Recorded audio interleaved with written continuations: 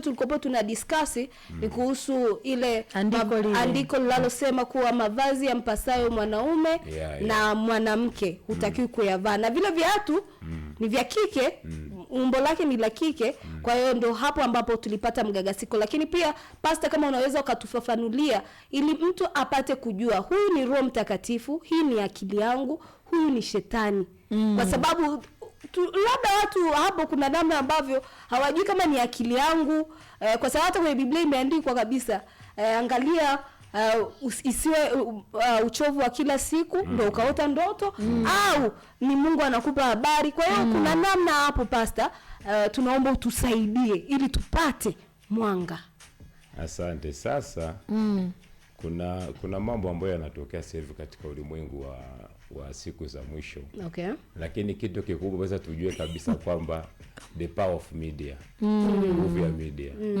Kwa sababu sasa hivi kuna watu wanatengeneza mamilioni ya pesa kwa ajili ya maudhui ambao wanatengeneza. Okay. Sasa kuna watu ambao wanafanya maigizo ya uchungaji lakini sio wachungaji. Sasa hatujajua kama huyo ni mchungaji kweli ama anafanya maudhui ya maigizo ya uchungaji. Okay. Unaona kama huyo wa kwetu wa Tanzania mwana anavaa kola, lakini ukiangalia tabia nini kila kitu kabisa ya. Kwa hiyo sasa na kuna wengi sana sasa hivi na sio tu huyo, hata yule ambaye alikuwa anazamisha watu, anawanywesha maji, yani maji hayo anaoga afa anawanywesha watu.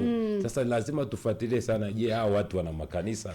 Tena anaitwa apostle pastor. Ndio nakwambia ni apostle Elijah. Majina unaona hata mitume wa giza wapo. Sasa kuna mitume wa giza, lakini tukumbuke andiko ambalo linasema kwamba nyakati hizi za mwisho, ile Timotheo wa 2:3, kwamba lakini ufahamu neno hili ya kuwa siku za mwisho kutakuweko nyakati za hatari. Maana watu watakuwa wenye kujipenda wenyewe, wenye kupenda fedha, wenye kujisifu, wenye kiburi, wenye kutukana, wasiotii wazazi wao, wasio na shukrani, wasio wasafi, wasiowapenda wakwao, wasiotaka kufanya suluhu, wasingiziaji, wasiojizuia, wakali, wasiopenda mema, wasaliti, wakaidi, wenye kujivuna, wapendao anasa kuliko kumpenda Mungu, wenye mfano wa utaua, wa utaua, lakini wakikana nguvu zake, hao nao ujiepushe nao. Kwa maana katika hao wamo wale waliojiingiza katika nyumba za watu, na kuwachukua mateka wanawake wajinga wenye mizigo ya dhambi, waliochukuliwa na tamaa za namna nyingi. Sasa tukiangalia tu hiyo logic tayari kwamba tupo katika nyakati za nini? Za mwisho. Lakini lazima na sasa kwamba tuweze kufuatilia. Unajua tunaposema the power of media ina nguvu ya kutangaza kitu chochote. Na kibaya zaidi kwamba vitu vibaya ndivyo ambavyo vina hiti.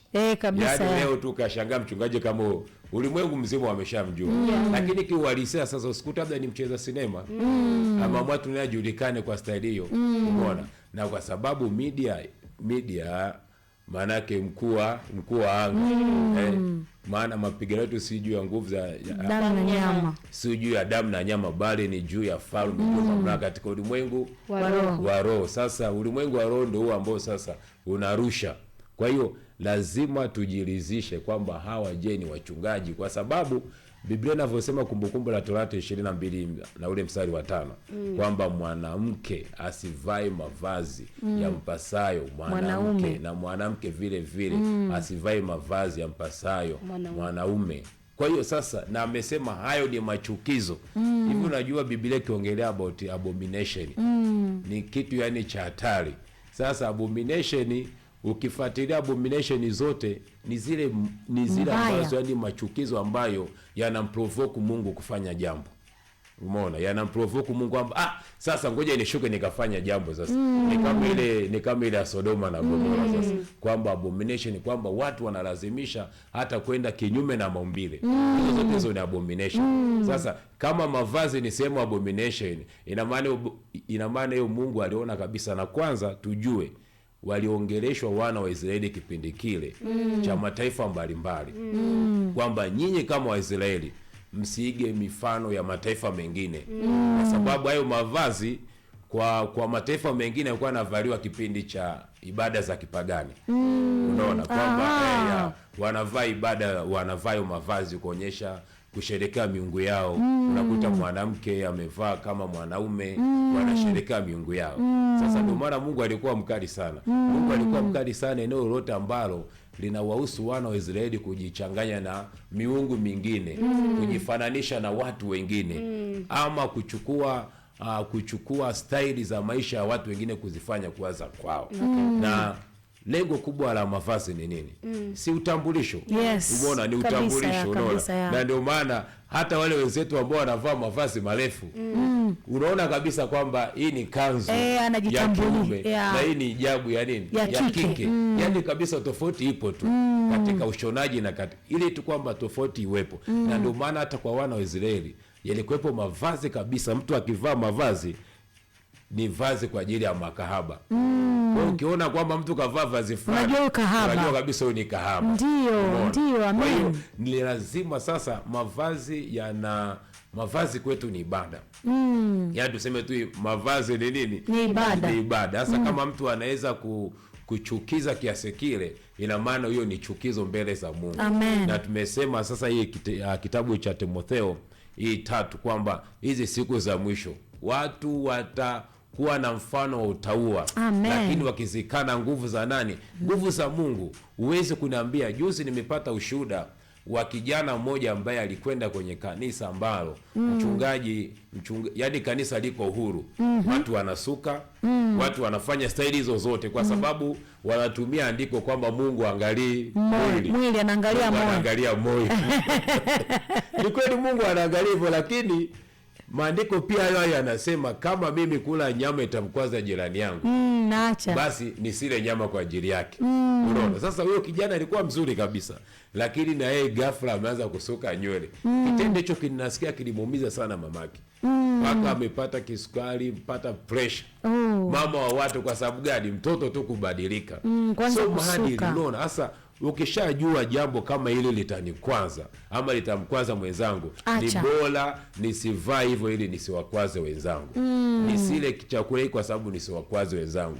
Sasa vipi kuhusu mavazi? Kwamba huyo ni Mungu yupi ambao anamtambulisha? Huyo ni Mungu mpi ambao anamtambulisha? Sasa tuangalie utamaduni wa watu wa kale au wa Filisti, wa Moli, sijui watu gani. Hata Heleni kwao ilikuwa ni sehemu ya ibada. Unakuta mwanaume kavaa Heleni, ilikuwa ina maana juu yao. Unaona? Na ndio maana vitu vyote ambavyo Mungu alikuwa anavichukia aliwakataza wana wa Israeli, kwa sababu aliwataka wawe mfano. Unaona? Yaani wewe umeshushwa unawekwa katikati ya watu wengi, kwamba hata ikiwa gizani uweze kuonekana kwamba wewe ndio uende. Sasa utatambulikana vipi kama wewe ndio uende? Kwa kuwa jinsi unavyoongea, jinsi ulivyovaa, yaani muonekano wako tu unakutofautisha. Unaona? Hata tu Yesu alivyokuja wakasema, mbona anaongea kama vile mtu mwenye mamlaka? Unaona, kumbe walizoea mtu ambaye hana mamlaka anaongea tu, lakini Yesu aliongea mtu mwenye mamlaka. Unaona? Kwa hiyo ni lazima tujue kama kuna mchungaji wa staili hiyo, kama kuna mtumishi wa staili hiyo, basi ana Mungu anamtambulisha. Ana Mungu anayemtambulisha. Umeona? Na si Mungu, na huyu sio Mungu wetu. Kweli kabisa, kama Mungu anasema angalia hivi vya nje, anaangalia moyo, basi asingetupa mwili, angetupa tu roho zikaelea juu. Umeona? Yaani ungekuwa tu ni roho kama mapepo, sema tutaonekana. Lakini akitaka kufanya kazi yanaingia kwenye mwili, sio? Kwa hiyo mwili una sehemu kubwa sana. Mwili una sehemu kubwa sana, kwamba mwili uko na kazi ya kumwabudu Mungu. Mwili uko na kazi ya kufanya kazi. Mwili, yani una shughuli zote. Yani roho bado inahitaji mwili. Kwa hiyo mwili ukiuharibu umemharibu Mungu. Ndio maana amesema kwamba tusiharibu miili yetu, kwa sababu ni hekalu la Roho Mtakatifu. Roho Mtakatifu. Sasa unaliharibu vipi? Kwa jinsi unavyojitambulisha. Kwa hiyo mimi sikubaliani. Aidha tuseme hawa ni watu ambao si wachungaji, wanatengeneza maudhui ya kimtandao ili waweze kupata nafasi wengi, wapate pesa, lakini sio wachungaji. Ndio tukasema hivyo kabisa. Amen. Bwana Yesu asifiwe sana. Amen. Pastor isema tufafanulia vizuri sana. Asante. Amen. Lakini pia Pastor, kama unaweza ukatudadavulia kidogo kuhusu kujua hii ni sauti ya Roho Mtakatifu, hii ni sauti yangu, hii sauti ya pale ambapo sometimes si tunasema labda ni Roho Mtakatifu, lakini ukute ndo mawazo yangu nilikopo na yawaza hivi. Na mtu mmoja akasema kuna Roho Mtaka vyote. Sasa Roho Mtaka vyote. Kwa sababu siku zote Roho Mtakatifu waga akiongea na mwanadamu lazima ongee amani. Umeona? Yaani unajua tu hata mtu yoyote yule tu ambaye anavaa vibaya, acha huyo mchungaji ambaye amevaa skuna, acha huyo, hata tu mtu hata ukivaa vibaya ndani ya nafsi kabisa wage nasema lakini hapa yani siko salama. Yani hako ka sauti ambako siko salama, ndio Roho Mtakatifu anakugongea kengele kabisa. Hawa watu wote waga wanafanya kabisa ku draw attention, kwa sababu kitu chote cha tofauti ndicho ambacho kinasikilizwa. Kitu chote kile cha, unajua sasa hivi ni dunia ambayo ni dunia ya watu wenye masikio ya utafiti. Wanataka vitu ambavyo vya tofauti ili viweze kusikika. Sasa ukija tu na kaunda suti yako kwa mfano kama leo, labda singejulikana. Umeona? Lakini amejulikana kwa sababu gani? Amekuja na kitu ambacho tunasema ni abomination. Umeona? Yale machukizo ndio ambayo yalikuwa anamfanya Mungu anakuja haraka sana kwa wana wa Israeli. Unaona? Na ndio maana Balaam akamwambia Baraki, watu wa Israeli kwa habari ya sheria ya Mungu wao huwezi kuwashinda. Lakini wana udhaifu mmoja tu. Mungu wao ni mkali sana kwenye habari inapokuja habari ya kumwabudu Mungu mwingine. Na njia pekee ya kuangusha hawa ni kuwafanya wamwache Mungu wao. Utawafanyaje wamwache Mungu wao? Pitisha wanawake wazuri mbele yao. Kwa hiyo walipopitisha wanawake wazuri mbele yao, baada ya muda wakamwasi Mungu, wakaenda kuoana na wale wanawake. Mungu akaja akawapiga Israeli. Kwa hiyo hizo zote hizo ni abomination. Kwa hiyo tunapoona watu ambao wanafanya vile, basi tujue kabisa kwamba ghadhabu ya Mungu hizi siku za mwisho tutaona mambo mengi sana. Mungu atusaidie sana. Hizi siku za mwisho tutaona mambo mengi sana, na wengi watakuja, na Biblia inasema kwamba hivi wengi watakuja kwa jina langu, lakini wakizikana nguvu zake. Siwezi mimi nikasimama pale nikasema nimevaa nini, au niseme nimevaa nini basi. Nimevaa hijabu. Nasema nimevaa hijabu au nimevaa gauni refu. Hata kama linakuwa limenistiri kiasi gani, lakini kuna mtu tu atazani. Kwa sababu chochote, na ndio maana ni vizuri tuangalie afya ya akili, si ndio?